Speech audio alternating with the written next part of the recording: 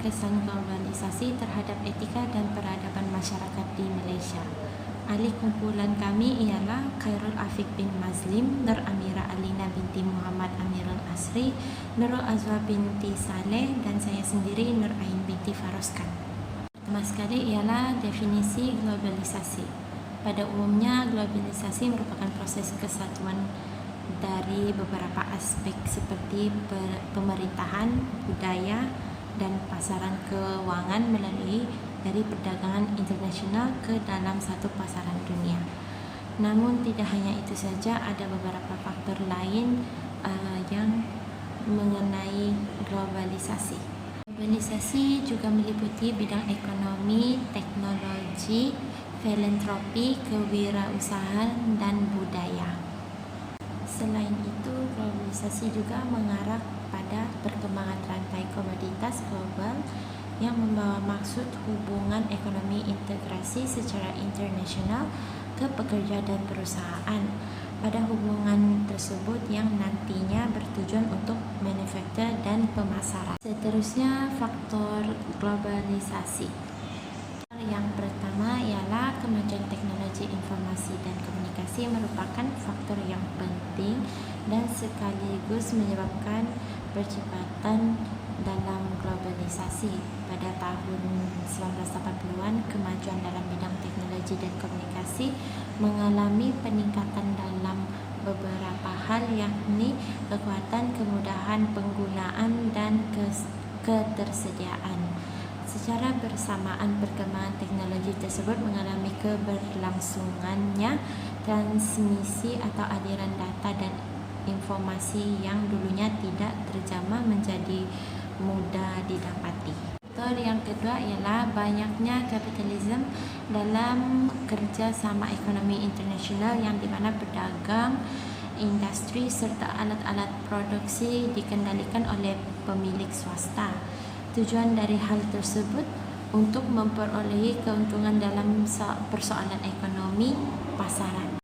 Perusahaan-perusahaan bermodal besar secara tidak langsung mendapatkan keuntungan yang besar kerana memiliki jangkauan pasar yang lebih luas. Selain itu, mendapatkan peluang-peluang baru dalam perdagangan yang tidak berwujud dan biaya tenaga kerja yang lebih murah. Yang ketiga ialah kemenangan politik ekonomi neoliberalisme yang merupakan paham atau ideologi ekonomi yang mengutamakan sistem ekonomi kapital, perdagangan bebas, perluasan pasaran, privatisasi badan usaha milik negara, dan meminimalisir campur tangan perintah dan peranan negara dalam mengusahakan pelayanan sosial. Seterusnya, saya serahkan kepada rakan saya untuk pembentangan seterusnya. Dan terima kasih dari saya. Chandra Muzaffar, iaitu seorang ahli sains politik negara, telah menyenaraikan 8 kebaikan globalisasi. Menurut Chandra, 8 aspek positif globalisasi ialah: pertama, peranan pelaburan asing (FDI) dalam mewujudkan pekerjaan dan mengurangkan kemiskinan di sebilangan negara. Kedua, peningkatan mobiliti sosial dan pengukuhan kelas menengah. Ketiga, peluang yang lebih luas untuk mendapatkan maklumat dan menyebarkan ilmu pengetahuan berkat teknologi baru komunikasi dan maklumat. Keempat, komunikasi yang lebih mudah dan juga murah. Kelima, peluang yang lebih luas untuk manusia dari berbagai-bagai kumpulan etnik, budaya, dan agama untuk berinteraksi antara satu sama lain. Keenam, peluang lebih luas untuk menzahirkan simpati dan rasa berperikemanusiaan terhadap mangsa-mangsa pelbagai jenis bencana alam dan tragedi di seluruh dunia. Ketujuh, penonjolan idea-idea dan amalan pemerintahan yang baik seperti tanggungjawab awam, peraturan serta undang-undang dan hak asasi manusia. Terakhir, hak asasi kaum wanita dapat diserlahkan. Dengan ini, kita boleh dapati bahawa sebahagian besar manfaat globalisasi ialah berkaitan dengan dimensi ekonomi, manakala bakinya berkaitan dengan dimensi politik dan sosial. Dari segi aspek negatif globalisasi, terdapat 13 perkara yang telah disenaraikan oleh Chandra, iaitu pertama, kualiti alam sekitar yang semakin merosot akibat terlalu mementingkan faktor keuntungan. Kedua, pembangunan yang tidak seimbang dan jurang perbezaan ekonomi yang semakin tinggi antara kawasan-kawasan di sesebuah negara dan di antara sektor-sektor ekonomi. Ketiga, pengabaian keperluan asas hidup dalam kalangan fakir miskin di dalam banyak negara, terutamanya negara dunia ketiga. Keempat, pengaliran masuk dan keluaran modal jangka pendek dalam pasaran yang cepat sebagai amalan baru menjadikan wang sendiri sebagai komoditi keuntungan. Kelima, kadar pengangguran yang semakin buruk dan jurang perbezaan pendapatan yang semakin meluas. Keenam, penyebaran budaya yang bertentangan dengan tuntutan nilai-nilai kerohanian dan moral yang murni. Hal ini akan menjatuhkan martabat keinsanan manusia. Ketujuh, kecenderungan ke arah pembentukan suatu budaya global yang homogen melalui perbadanan transnasional dan media komunikasi global. Ke-8, penyebaran budaya pop oleh Amerika Syarikat yang menyegarkan panca indera dan mematikan roh. Ke-9, kecenderungan pusat-pusat pengajian tinggi untuk memberikan keutamaan kepada kursus-kursus berkaitan ilmu pengurusan dan teknikal dengan mengabaikan kursus-kursus ilmu kemanusiaan dan kemasyarakatan. Ke-10, pembanjiran maklumat yang tidak bermanfaat. Ke-11, manipulasi isu-isu demokrasi dan hak asasi manusia oleh Amerika Syarikat dan beberapa negara Eropah dalam mendominasi politik dunia. Ke-12, pengantarbangsaan jenayah yang menyukarkan masalah ini sukar dibendung. Dan aspek negatif globalisasi yang terakhir ialah pengantarbangsaan penyakit ataupun penyebaran virus penyakit secara global. Kesan globalisasi terhadap etika dan peradaban masyarakat Malaysia. Proses globalisasi membawa kepada banyak kesan yang baik secara umum dan memperkayakan kehidupan manusia, khususnya kepada masyarakat di Malaysia. Oleh yang demikian, kita dapat melihat bagaimana kerajaan Malaysia telah memberi keutamaan kepada globalisasi, maklumat dan ilmu, globalisasi saintifik dan teknologi. Kesungguhan kerajaan dalam menjadikan Malaysia sebagai salah sebuah negara yang membangun dalam era globalisasi jelas kelihatan dalam berbagai bentuk wacana di peringkat nasional dan peringkat antarabangsa. Contohnya seperti dialog, seminar, persidangan, forum dan juga kepada penubuhan berbagai jenis institusi serta projek pembangunan. Antara kesan globalisasi yang boleh dibanggakan adalah wujudnya koridor raya multimedia MSC sebagai salah simbol kepada kemegahan Malaysia. Kebaikan hasil globalisasi terhadap etika dan peradaban masyarakat di Malaysia terbahagi kepada 4 sudut, iaitu daripada sudut politik, sudut pendidikan, sudut ekonomi dan juga sudut sosial. Kesan globalisasi dari sudut sosial, lebih ramai wanita yang sudah berkeluarga maupun yang belum berkeluarga terlibat dalam pelbagai lapangan kerjaya. Yang kedua, pendedahan kepada pelbagai jenis maklumat kepada rakyat Malaysia, wujudnya jabatan penerangan. Seterusnya, kewujudan hak-hak asasi yang membela nasib golongan yang kurang berkemampuan. Dan yang keempat, sistem komunikasi yang menghubungkan seluruh dunia memudahkan interaksi masyarakat.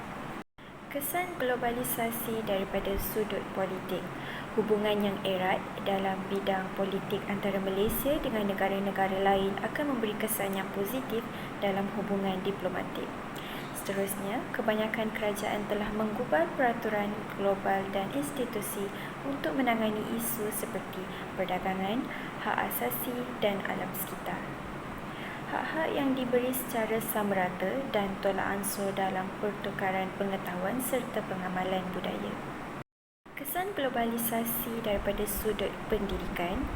Kewujudan internet membolehkan pendidikan secara jarak jauh dapat dilaksanakan dengan berkesan. Bilangan kemasukan pelajar ke institusi pengajian tinggi IPT menunjukkan peningkatan khususnya daripada golongan wanita. Okey, yang ketiga, wujudnya budaya pembelajaran sepanjang hayat atau pengajian terbuka, jarak jauh serta memberi penekanan kepada penggalakan pembelajaran sepanjang hayat dengan menyediakan pelbagai kemudahan infrastruktur. Kesan globalisasi daripada sudut ekonomi. Wujudnya perdagangan bebas, pengaliran modal secara bebas, menggalakkan persaingan, perluasan pasaran, peningkatan kualiti produk dan berlakunya aliran buruh mahir dan separuh mahir, iaitu pemangkin kepada kemajuan negara. Nombor 2, kemajuan teknologi maklumat dan komunikasi ICT mempergiat perdagangan antarabangsa. Seterusnya, nombor 3, pelabur asing menumbuhkan pusat penyelidikan dan pembangunan, iaitu dalam bidang R&D. Burukan globalisasi terhadap etika dan peradaban masyarakat di Malaysia. Selain memberi impak yang baik, globalisasi juga mendatangkan kesan buruk kepada peradaban Malaysia, iaitu konsep globalisasi ini lebih sinonim dengan maksud pengamerikaan dunia. Ia merupakan proses untuk menjadikan budaya Amerika diikuti oleh semua penduduk dunia. Maklumlah, globalisasi dikatakan semua untuk satu. Seterusnya adalah globalisasi menyebabkan pencemaran budaya. Yang pertama adalah budaya liar dari barat dapat disebarkan melalui internet dan televisyen dan ia langsung tidak mempunyai sebarang tapisan. Seterusnya, budaya barat menjadi dominan. Yang ketiga adalah budaya tempatan yang murni akhirnya terkikis dan bahasa Melayu tulen semakin dilupakan. Yang kelima adalah anak tempatan hilang identiti diri dan keruntuhan akhlak kerana mencontohi budaya barat. Seterusnya adalah globalisasi menyebabkan campur tangan antara negara luar. Campur tangan dan bantuan kepada kumpulan-kumpulan tertentu untuk mengguling kerajaan yang setia ada. Seterusnya, pengintipan untuk mendapatkan maklumat oleh negara-negara maju terhadap musuh mereka. Akhir sekali adalah penggunaan sistem pertahanan. Ini adalah untuk mencari kekuatan dan kelemahan sistem pertahanan sesebuah negara. Okey, yang seterusnya adalah globalisasi menyebabkan keruntuhan ekonomi tempatan. Yang pertama adalah penghakisan dasar perlindungan produk tempatan. Produk tempatan tidak lagi dilindungi dan terpaksa bersaing dengan produk luar negara. Yang kedua adalah ancaman ke atas industri kecil dan sederhana. Seterusnya adalah kesukaran untuk mengawal aliran modal asing dan penghakisan kedaulatan ekonomi negara. Yang terakhir adalah serangan mata wang. Nilai mata wang negara akan jatuh dan ini akan menyebabkan kemelesetan ekonomi negara. Akhir sekali adalah kesimpulan. Malaysia pada hari ini merupakan negara yang pesat maju disebabkan globalisasi dan dasar terbuka terhadap negara lain. Hal ini merupakan punca utama Malaysia di ambang kemajuan dan turut menyediakan peluang pekerjaan kepada masyarakat yang berada di negara tersebut. Dalam masa yang sama, etika dan peradaban juga perlu dititikberatkan kerana dalam globalisasi bukan hanya terdapat aspek positif, malah turut mengundang aspek negatif. Oleh itu, globalisasi di Malaysia harus ditangani dengan berhati-hati dan proaktif. Akhir sekali, golongan belia harus diberi pendidikan sewajarnya untuk memastikan pemimpin pada masa akan datang dapat mengurangkan kesan negatif yang ada pada hari ini di Malaysia dan melahirkan para belia yang berpengetahuan luas untuk memastikan Malaysia sentiasa maju. Oke, itu saja dari kumpulan saya. Terima kasih.